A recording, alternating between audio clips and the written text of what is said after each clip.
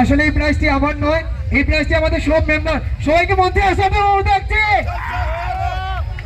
একবার জুড়ে হাতে হবে নাকি?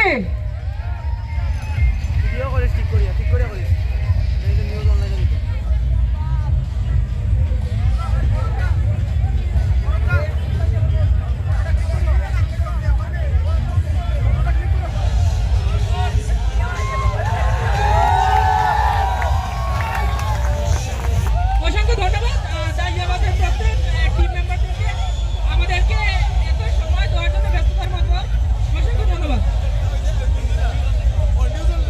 নিউজ অনলাইনকে আমরা দাই বস 2021 সালে আমাদের পথচলা শুরু হয়, মাত্র 18,500 টাকা দিয়ে আমাদের পুজো শুরু হয়।